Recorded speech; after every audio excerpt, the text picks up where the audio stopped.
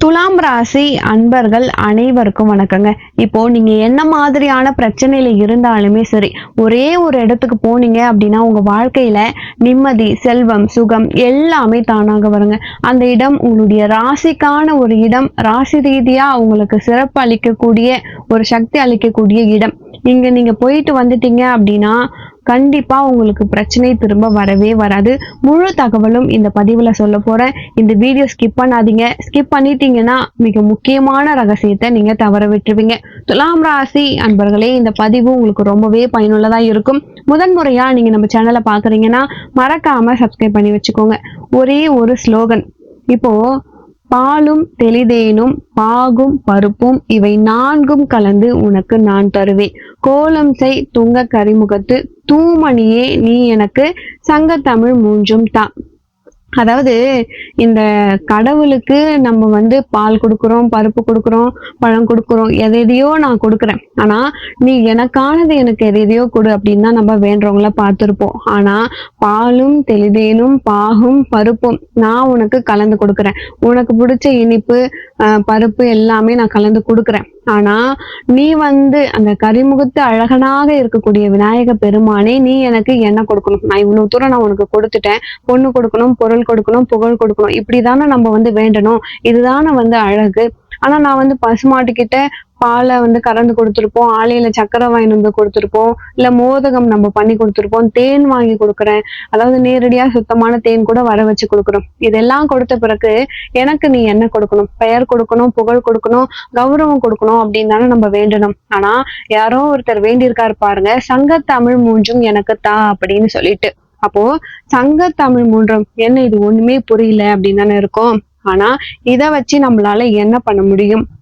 ஆனா நல்லா அறிஞ்சவங்களுக்கு மட்டும்தான் புரியும். சங்கத்தமிழ் மூன்றையும் நம்ம பெற்றுட்டோம் அப்படின்னா இந்த பூலோகத்துல வாழ்றதுக்கு தகுதியானவர்களா நம்மளால மாற முடியும். மத்தவங்களுக்கு உதவி செய்யக்கூடிய ஒரு வல்லரசனாக நம்மளால மாற முடியும் அப்படின்னு இதை அறிந்தவர்கள் தான் இந்த துலாம் ராசி அன்பர்கள். அப்போ சங்கத்தமிழ் மூன்றையும் இப்போ நீங்க வாங்கிட்டீங்க. இயல், இசை, நாடகம், உங்க வாழ்க்கையில ஒரு மனிதன் எப்படி நடிக்கிறான் அப்படின்னு பாத்துக்கிட்டு அவங்கள புரிஞ்சுக்க நமக்கு ஒரு ஆற்றல் வேணும். ஒரு மனிதன் நம்ம கிட்ட எதை பேசுறான் அப்படின்றத புரிஞ்சிக்கவும் ஒரு ஆற்றல் வேணும்.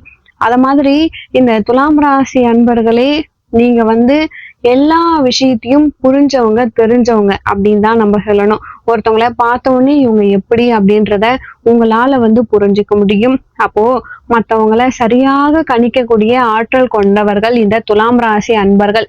என்னைக்குமே கடவுள்கிட்ட கூட உங்களுக்காக நீங்க ஒண்ணு கேட்டதே இல்லை. அதுக்காக தான் இந்த ஸ்லோகன் கூட நான் உங்களுக்கு சொன்னேன். சங்கத்தமிழ் மூன்றும் எனக்கு தானா, மத்தவங்களுக்காக அந்த தமிழை வாங்கி மத்தவங்களுக்காக நீங்க கொடுக்குறீங்க.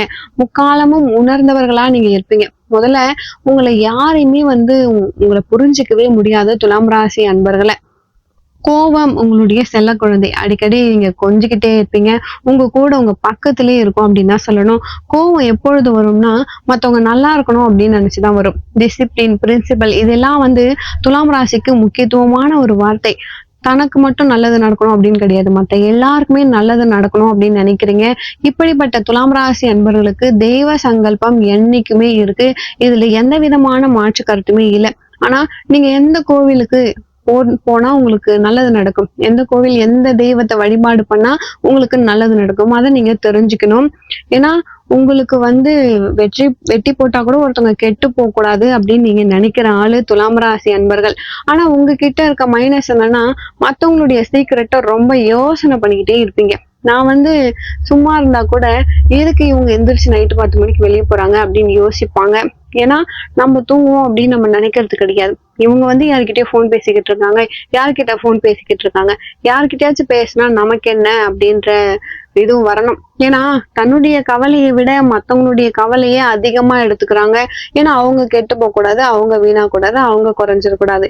இப்படி தன்னுடைய குடும்பத்துக்காக, தன்னுடைய உறவினர்களுக்காக, தன் நண்பர்களுக்காக மத்தவங்களையே நினைச்சு வாழக்கூடிய துலாம் ராசி அன்பர்களே, உண்மையிலேயே கடவுள் நம்பிக்கை, கடவுள் அருள் உங்களுக்கு அதிகமாகவே இருக்கு.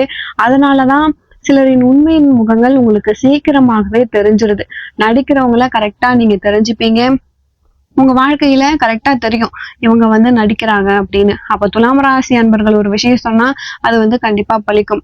இப்போ ஒரு வீட்ல வந்து ஒரு அம்மா இருக்காங்க அப்படின்னா, அவங்க வீட்டுக்காரர் வந்து ஒரு அவங்க வாழ்க்கையில வேலை செய்யற இடத்துல ஒரு ஸ்டாஃப்ங்க இருக்காங்க அப்படின்னா, அப்போ அவங்க அந்த வீட்டுக்காரம்மா சொல்றாங்க, "நீ வந்து கொஞ்சம் கவனமா இருக்கிறது ரொம்ப ரொம்ப நல்லது" அப்படின்னு அவங்க வீட்டுக்காரர்கிட்ட சொல்றாங்க. அதே மாதிரி இன்னொருத்தவங்க என்ன சொல்றாங்க அப்படின்னா, அவங்க வீட்டுக்காரர் வெளிய போகும்பொழுது, "நீங்க வெளிய போட்டு வரும்பொழுது பார்த்து போயிட்டு வாங்க. அதாவது பழக்கவழக்கங்கள் சரியா இருக்கணும்" அப்படின்ற மாதிரி சொல்லி அனுப்புறாங்க. இவங்க 2 பேரும் வந்து சொன்ன 2 பெண்களும் வந்து துலாம் ராசி அன்பர்களா இருக்காங்க அப்படின்னா, இத கேட்டவங்க ஒருத்தர் வந்து இவங்க சொல்றத சரியா கேட்டுட்டாரு. அதே மாதிரி இந்த அவங்க சொன்னதோட எத அவங்க தப்பாக சரியா கணக்கு போட்டாங்களோ, அது வந்து தப்பா தெரிஞ்சிருது. எத அவங்க சரியா கணக்கு போட்டாங்களோ, அது சரியாக தெரியுது. இப்ப துலாம் ராசி அன்பர்கள பொறுத்தவரைக்கும் ஒருத்தவங்கள பார்த்த உடனே மிரட்சி அடிக்கிறாங்க. எப்படி இது அவங்களுக்கு தெரிஞ்சுது? அப்படின்ற மாதிரி கெட்டவங்க யாரு, நல்லவங்க யாருன்னு பகுத்தாயக்கூடிய திறன் துலாம் ராசி அன்பர்களுக்கு இயற்கையிலேயே இருக்கு. அதனாலதான் நாளைக்கு நடக்கிறத இன்னைக்கு முன்கூட்டியே சொல்றாங்க. இன்னொன்னு ஒருத்தருக்கு சொல்ல வார்த்தை வராது. அத சில பேர் வந்து சொல்லிடுறாங்க. அதே மாதிரி என்னன்னா மத்தவங்கள அழியக்கூடாது அப்படின்னு நினைத்து நினைத்து இவங்க கஷ்டப்படுறவங்க துலாம் ராசி அன்பர்கள். இப்படிப்பட்ட துலாம் ராசி அன்பர்களுக்கு திவ்ய ஸ்தலங்களால சில மாற்றங்கள் உங்களுக்கு ஏற்படும். உங்களுக்கு ஏற்பட்டிருக்கக்கூடிய மன உளைச்சல், மத்தவங்கள பத்தின கவலை, அதை ஃபர்ஸ்ட் தெரிஞ்சுக்கோங்க. இன்னொரு விஷயம், உங்களுக்கு ஒரு அங்கீகாரம் கிடைக்கணும், உங்களுடைய குடும்பத்துக்கு ஒரு அங்கீகாரம் கிடைக்கணும் அப்படின்னு நீங்க நினைப்பீங்க. மத்தவங்க எல்லாம் வந்து செல்ஃப் தனக்கு, ஆனா துலாம் ராசிக்கு தன்னுடைய கௌரவம், தன்னுடைய குடும்பம்.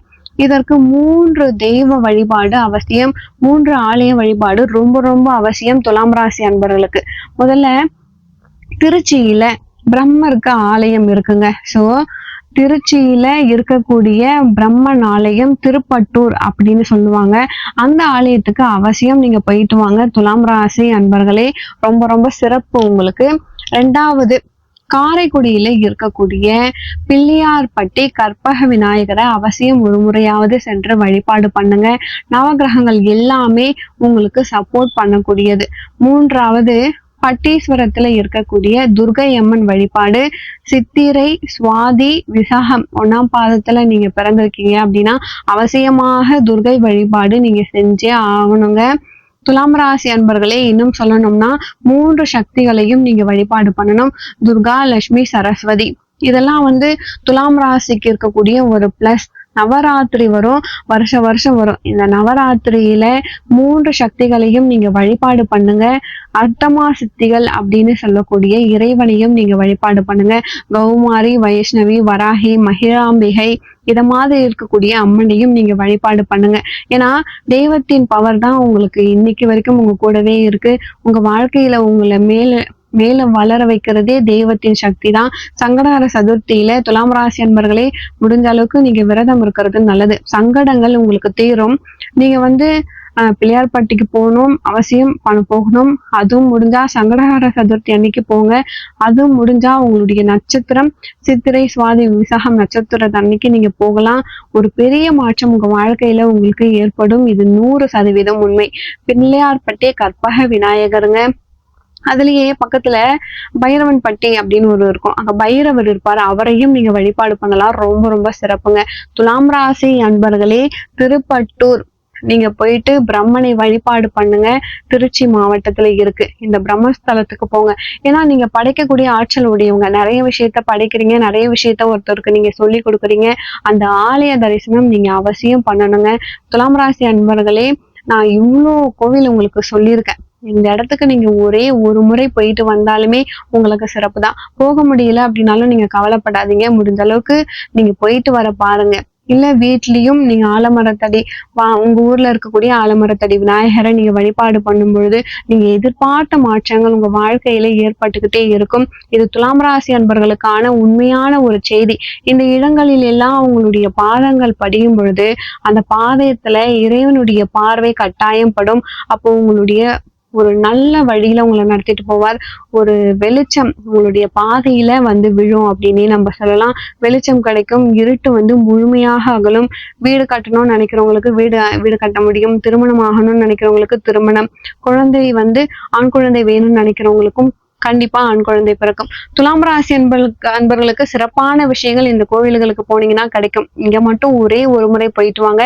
இதுல மிகப்பெரிய மாற்றம். முக்கியமா நீங்க நவராத்திரி எடுத்துக்கலாம். துலாம் ராசி அன்பர்களே, 9 நாட்களும் ஒன்று சுவாமிக்கும் துர்கா லட்சுமி சரஸ்வதிக்கு தகுந்த மாதிரி அவங்களுக்கு என்னென்ன பிடிக்கும், என்னென்ன பிடிக்காது இதெல்லாம் பார்த்து அந்த இடத்துல கொடுக்கலாம். மத்தவங்களுக்கு நிறைய செய்யணும். செய்கைகளால முன்னேற்றம் செய்யறது இதெல்லாம் அவசியம் துலாம் ராசி அன்பர்கள் செய்யணும். இப்படி செய்யும்போது வாழ்நாள் முழுவதும் உங்களுக்கு வெற்றி கிடைக்குங்க.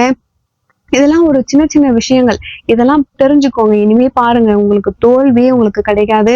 ராஜ நடை அப்படின்னு தான் சொல்லணும். நீங்க என்ன பண்ணணும் அப்படின்னா, துலாம் ராசி அன்பர்களின் பெரிய மைனஸ் 6 மாதம் கழிச்சு என்ன நடக்க போகுதுன்னு இப்ப நினைச்சு நீங்க ஃபீல் பண்றீங்க. அதெல்லாம் முழுமையா விட்டுருங்க. நாளைக்கு நடக்கிறத நாளைக்கு பார்த்துக்கலாம். இன்னைக்கு நடக்கிறத இன்னைக்கு பாருங்க. இன்னைக்கே உங்களை கடவுள் கீழே தள்ளி விடல. நீங்க நினைக்கிறது நடந்துகிட்டு இருக்கு. ஆனா கொஞ்சம் நேரம் தாமதமாகுது. ஆனா நீங்க நினைக்கிறது தான் நடக்குது. அதை நல்லா புரிஞ்சுக்கோங்க.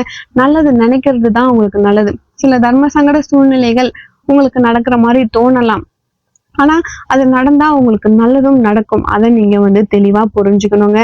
துலாம் ராசி அன்பர்களே, ஒரு லோட் லாரி, ஒரு பஸ் அந்த டயர் இருக்கும். அப்போ அந்த டயருக்குள்ள செயற்கையான காத்து உள்ள அழுத்தி ஒரு மூடி வச்சிருப்பாங்க.